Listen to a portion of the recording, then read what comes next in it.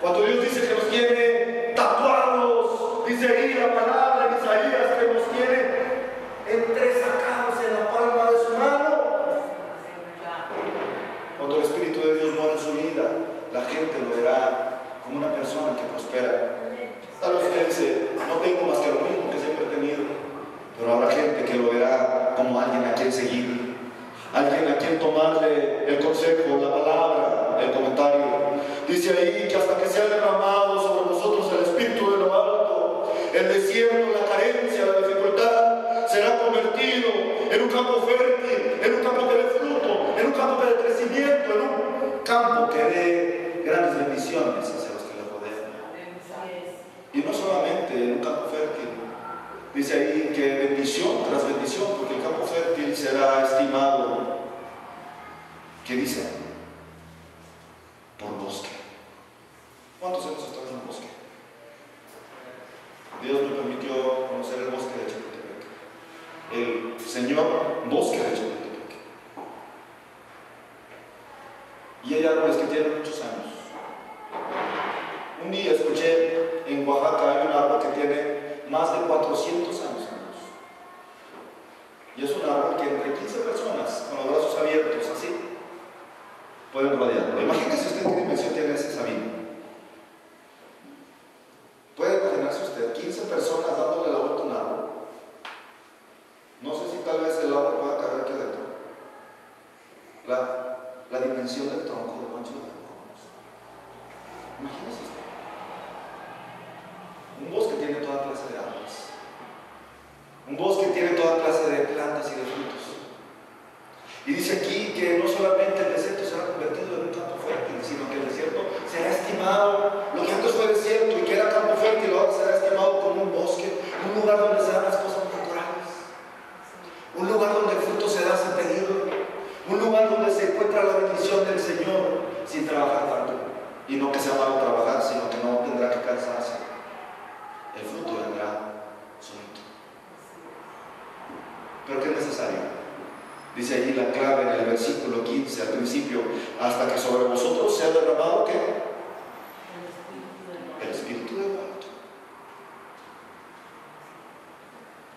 Isaías 44:3.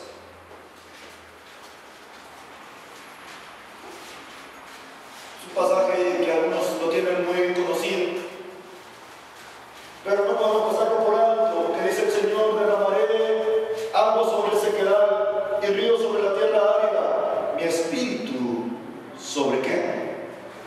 Tu generación, y mi bendición ¿sobre quién? Sobre tus hijos, sobre tus nietos, sobre tus bisnietos, sobre tu tataranieto y sobre la descendencia que no alcances a ver. Dice el Señor: aunque haya carencia, aunque haya sequedad, aunque haya desierto, aunque haya problemas, yo derramaré mi bendición y mi espíritu sobre tu generación. Gloria a Dios, aleluya. Y no solamente sobre tu generación, sino los que vienen detrás de ti. Amén, aleluya. Es necesario que estemos prestos para el Espíritu de Dios. Es necesario que abramos nuestro corazón y que estemos receptivos a lo que Dios quiere hacer. Cuando leemos la palabra de Dios, podemos encontrar segundo aspecto, que habría un espíritu. No solamente bastaba que dijera el Espíritu de Jehová o el Espíritu del Señor, sino que dice en Isaías 11, versículo 2, que habría un espíritu de sabiduría y de inteligencia. No es lo mismo sabiduría que inteligencia. Hay una gran diferencia entre sabiduría e inteligencia. Hay una sabiduría que es incorruptible, que es inigualable, que es la sabiduría del alto. Hay una sabiduría que no tiene precio. Salomón supo que iba a quedar como rey, que iba a ejercer su reinado, y viene el Espíritu del Señor y le dice: ¿qué quieres que te dé? Y Salomón pudo haber dicho: pues quiero un esplendor más grande que el que tuvo mi padre. Quiero tener un corazón más como el tuyo que el de mi padre. Tal vez es muy posible que Salomón hubiera estado tentado a tomar de referencia la relación que tuvo David con el Señor, pero Salomón no lo hizo. Dame sabiduría, fue lo que él pidió. Señor, si algo necesito es la sabiduría de parte tuya. Si necesito algo, Señor, es un espíritu de sabiduría y inteligencia. Cuando nosotros encontramos en Génesis, capítulo 3, versículo 6, y voy recurrentemente a Génesis porque es un tema que tiene desde la creación del mundo, hermanos, para el propósito del ser humano. Recuerde usted que el plan de Dios era deleitarse en su creación, no era venir a morir en la cruz. El plan principal era deleitarse en la creación, era que la creación se enseñoreara, el hombre se enseñoreara sobre todo lo que existía. Pero la caída del hombre provocó, por decirlo de alguna manera, el plan B, el sacrificio perfecto de su Hijo Jesucristo.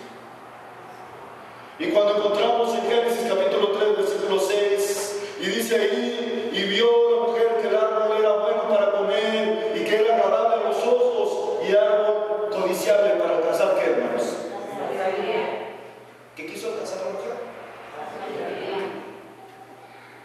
Desde el principio andan buscando la sabiduría. Hay quienes creen pasarse de listos, ¿verdad? Hay quienes creen, es una expresión que tenemos aquí en Monterrey: no te pases de listo, sobre todo las mamás, ¿verdad? Cuando yo era niño me decía: papá, la feria, no te quieras pasar de listo, ¿verdad? Vamos a ver, la feria, no te me pases de listo. Hay quienes quieren aparentarse sabios e inteligentes, pero la única sabiduría que persiste le da el Señor, la que viene de lo alto. Cuando encontramos en Deuteronomio capítulo 34, versículo 9,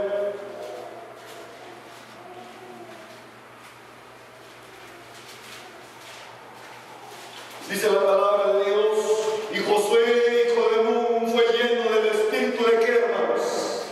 De sabiduría, porque Moisés había puesto sus manos sobre él, y los hijos de Israel le habían obedecido e hicieron como Jehová mandó a Moisés. ¿Qué espíritu posó sobre Josué? Espíritu de sabiduría.